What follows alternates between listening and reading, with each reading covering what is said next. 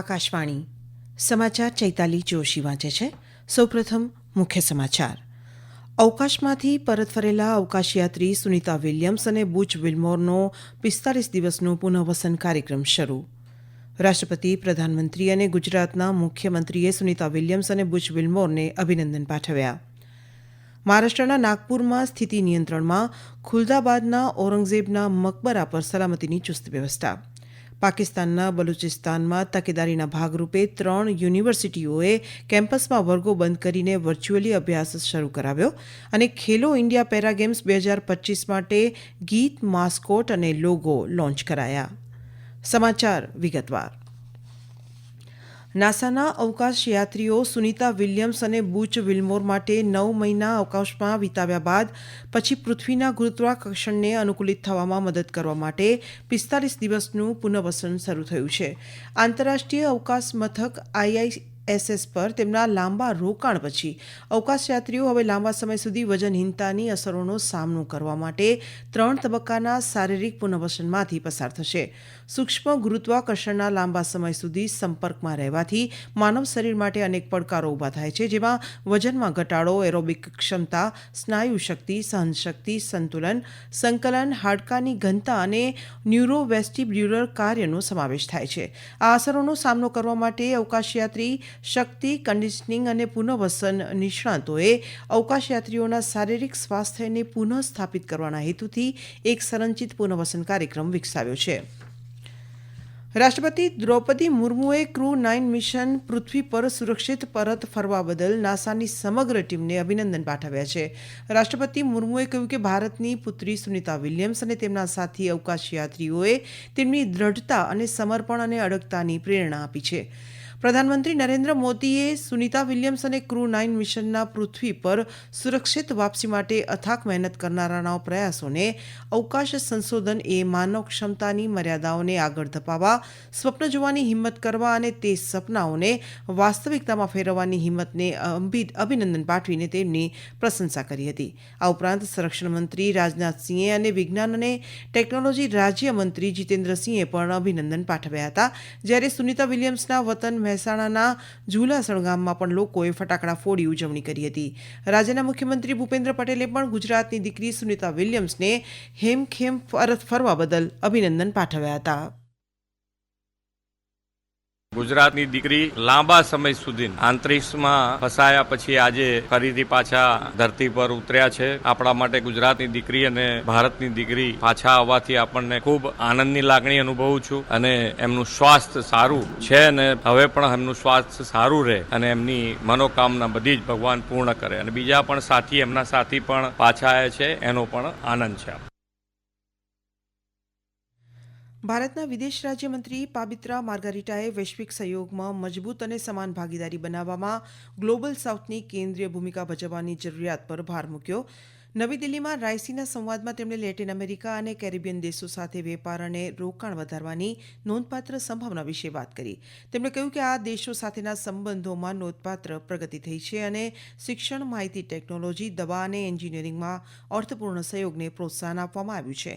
આ ચર્ચાથી global south દેશોમાં એકતા વધુ મજબૂત થશે. વિદેશ રાજ્યમંત્રીએ જણાવ્યું કે લેટિન અમેરિકા સાથે ભારતનું જોડાણ સક્રિયપણે વધી રહ્યું છે. તેમણે કહ્યું કે ગયા વર્ષે બીજા ભારત કેરિકોમ સમિટ માટે પ્રધાનમંત્રી નરેન્દ્ર મોદીની ગુયાનાની મુલાકાતથી આપણા સંબંધો વધુ સુદૃઢ બન્યા છે. વિવિધ રાષ્ટ્રોના પ્રતિનિધિઓની વિસ્તૃત અને વિશદ ચર્ચા બાદ આજે રાયસીના ડાયલોગનું સમાપન થશે. આ અગાઉ વિદેશ મંત્રી ડોક્ટર એસ જયશંકરે બ્રિટનના રાષ્ટ્રીય સુરક્ષા સલાહકાર જોનાથન પોવેલ સાથે મુલાકાત કરી અને દ્વિપક્ષીય, પ્રાદેશિક અને વૈશ્વિક સુરક્ષાના મુદ્દાઓ પર વિચારોનું આદાન પ્રદાન કર્યું હતું.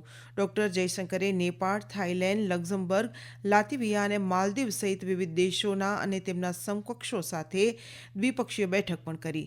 ડોક્ટર જયશંકરે માહિતી આપી હતી કે તેઓ નેપાળના વિદેશમંત્રી આરઝુ રાણા દેઉબાને મળ્યા હતા અને બંને દેશો વચ્ચે દ્વિપક્ષીય સહયોગના વિવિધ પાસાઓ પર ચર્ચા કરી હતી. તેમના અન્ય કાર્યક્રમોમાં તેઓએ આંતરરાષ્ટ્રીય પરમાણુ ઉર્જા એજન્સીના ડિરેક્ટર જનરલ રાફેલ મારિયાનો ગ્રોસીને પણ મળ્યા હતા.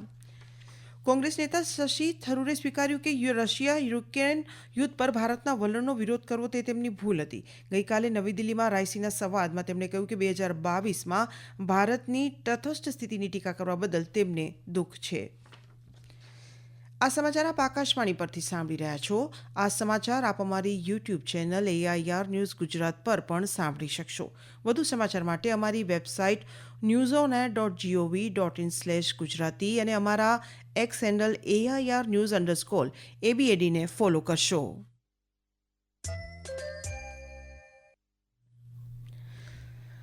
નાગપુરમાં કાયદો અને વ્યવસ્થાની સ્થિતિ હવે નિયંત્રણમાં છે. જિલ્લા પોલીસ કમિશનર ડોક્ટર રવિન્દ્ર સિંઘલે જણાવ્યું કે સોમવારે રાત્રે થયેલી હિંસાના સંદર્ભમાં અત્યાર સુધીમાં 5 કેસ નોંધાયા છે અને 50 લોકોની ધરપકડ કરવામાં આવી છે. જિલ્લા પ્રભારી મંત્રી ચંદ્રશેખર બાવનફુલેએ અધિકારીઓ સાથે બેઠક યોજી હતી અને હિંસાગ્રસ્ત વિસ્તારોની મુલાકાત લીધી હતી. જિલ્લા વહીવટીતંત્ર આગચંપી અને પથ્થરમારાને કારણે મિલકતને થયેલા નુકસાનનું મૂલ્યાંકન કરી અને શહેરમાં સુમેળ જાળવવા અને સલામતીની ખાતરી કરવા નાગપુર પોલીસે ગઈકાલે રાત્રે સંવેદનશીલ વિસ્તારોમાં પેટ્રોલિંગ હાથ ધર્યું હતું. પોલીસ કમિશનર ડોક્ટર સિંઘલે જણાવ્યું કે પરિસ્થિતિનું મૂલ્યાંકન કર્યા બાદ કર્ફ્યુમાં છૂટછાટ આપવાનો નિર્ણય લેવામાં આવશે. અમારા સંવાદદાતાઓએ માહિતી આપી કે ભારતીય નાગરિક સુરક્ષા સંહિતાની કલમ 163 હેઠળ નાગપુર શહેરના 11 વિસ્તારોમાં કોઈપણ પ્રકારના મેળાવડા પર પ્રતિબંધ મૂકવામાં આવ્યો છે. મહારાષ્ટ્રમાં છત્રપતિ સંભાજીનગરના જિલ્લા મેજિસ્ટ્રેટ દિલીપ સ્વામીએ ખુલદાબાદમાં કાયદો વ્યવસ્થા અને શાંતિ જાળવવા માટે સુરક્ષા વ્યવસ્થાની સમીક્ષા કરી હતી. તેમણે નાગરિકોને અફવાઓ પર વિશ્વાસ ન કરવા અને સુમેળ જાળવવા માટે વહીવટીતંત્રને સહકાર આપવા માટે વિનંતી કરી હતી.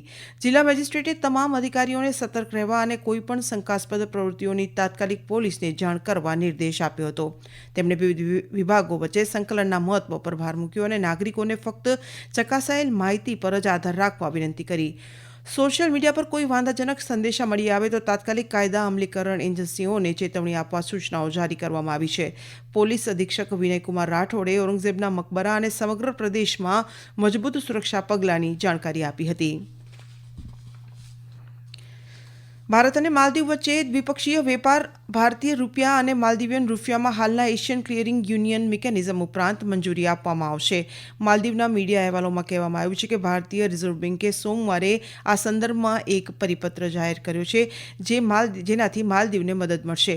ભારત માલદીવનો સૌથી મોટો વેપારી ભાગીદાર છે, જેનો દ્વિપક્ષીય વેપાર $548 મિલિયન થી વધુ છે. કેન્દ્રીય ગૃહમંત્રી અમિત શાહ આજે કેન્દ્રીય અનામત પોલીસ દળ CRPF દિવસ પર જવાનોને શુભેચ્છા પાઠવી હતી. શ્રી શાહે સોશિયલ મીડિયા પર જણાવ્યું હતું કે CRPFને આ દિવસે 1950માં ધ્વજ એનાયત કરવામાં આવ્યો હતો. તેમણે કહ્યું કે CRPFની બહાદુરી અને બલિદાન દેશભક્તોની પેઢીઓને પ્રેરણા આપતા રહેશે. શ્રી શાહે દેશ માટે પોતાના જીવનનું બલિદાન આપનારા યોદ્ધાઓને પણ શ્રદ્ધાંજલિ આપી હતી. પાકિસ્તાનના અશાંત બલુચિસ્તાન પ્રાંતની 3 યુનિવર્સિટીઓએ કેમ્પસમાં વર્ગો અનિશ્ચિત સમય માટે બંધ કરી દીધા છે. વિદ્યાર્થીઓને વર્ચ્યુઅલ વર્ગોમાં હાજરી આપવા માટે કહેવામાં આવ્યું છે. આ 3 શૈક્ષણિક સંસ્થાઓ છે બલુચિસ્તાન યુનિવર્સિટી, સરદાર બહાદુર ખાન મહિલા યુનિવર્સિટી અને તુબ્બત યુનિવર્સિટીમાં ત્રણેયમાં શૈક્ષણિક પ્રવૃત્તિઓ તાત્કાલિક અસરથી સ્થગિત કરવામાં આવી છે. તાજેતરના હુમલાઓ અને સુરક્ષા જોખમોને ધ્યાનમાં રાખીને આ નિર્ણય લેવામાં આવ્યો છે. ખેલો ઇન્ડિયા પેરા ગેમ્સ 2025 માટે ગીત, માસ્કોટ અને લોગો ગઈકાલે નવી દિલ્હીમાં લોન્ચ કરવામાં આવ્યા હતા. આવતીકાલથી નવી દિલ્હીમાં શરૂ થનારો આ રમતોત્સવ 27 માર્ચ સુધી ચાલશે. આ પ્રસંગે બોલતા યુવા બાબતો અને રમતગમત મંત્રી ડોક્ટર મનસુખ માંડવિયાએ જણાવ્યું કે ખેલો ઇન્ડિયા પહેલે રમતવીરોને એક નોંધપાત્ર મંચ પૂરું પાડ્યું છે, જે વૈશ્વિક સ્તરે દેશની પ્રતિષ્ઠામાં વધારો કરશે. તેમણે પેરા ઇન્ડિયા ગેમ્સના સહભાગીઓને શુભેચ્છા પાઠવી હતી. શ્રી માંડવિયાએ જણાવ્યું હતું કે ખેલો ઇન્ડિયા પેરા ગેમ્સમાં 1300થી વધુ રમતવીરો ભાગ લેશે. ફિટ ઇન્ડિયા કાર્નિવલ પ્રસંગે રજૂ કરાયેલા ખેલો ઇન્ડિયા પેરા ગેમ્સનો માસ્કોટ ઉજ્જવલા દિલ્હીના ગોરૈયાથી પ્રેરિત છે, જે શહેરના ગૌરવ અને લડાયક ભાવનાનું પ્રતીક છે. અંતમાં મુખ્ય સમાચાર ફરી એકવાર. અવકાશમાંથી પરત ફરેલા અવકાશયાત્રી સુનિતા વિલિયમ્સ અને બુચ વિલ્મોરનો 45 દિવસનો પુનઃપસંદ કાર્યક્રમ શરૂ. રાષ્ટ્રપતિ, પ્રધાનમંત્રી અને ગુજરાતના મુખ્યમંત્રીએ સુનિતા વિલિયમ્સ અને બુચ વિલ્મોરને અભિનંદન પાઠવ્યા. મહારાષ્ટ્રના નાગપુરમાં સ્થિતિ નિયંત્રણમાં, ખુલદાબાદના ઔરંગઝેબના મકબરા પર સલામતીની ચુસ્ત વ્યવસ્થા. પાકિસ્તાનના બલુચિસ્તાનમાં તકેદારીના ભાગરૂપે 3 યુનિવર્સિટીઓએ કેમ્પસમાં વર્ગો બંધ કરીને વર્ચ્યુઅલી અભ્યાસ શરૂ કરાવ્યો અને ખેલો ઇન્ડિયા પેરા ગેમ્સ 2025 માટે ગીત, માસ્કોટ અને લોગો લોન્ચ કરાયા. આકાશવાણી પરથી સમાચાર પૂરા થયા.